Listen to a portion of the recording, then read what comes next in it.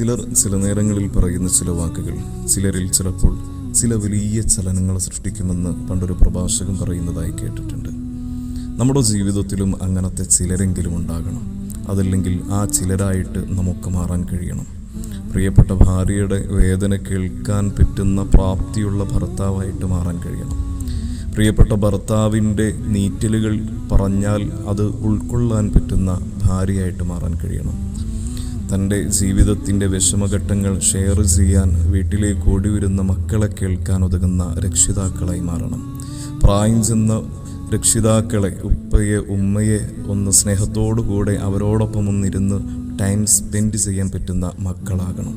എത്ര സന്തോഷകരമായിട്ടുള്ളൊരു ജീവിതമായിരിക്കും. അങ്ങനത്തെ ചിലരായിട്ട് നമുക്ക് മാറാൻ കഴിയണം.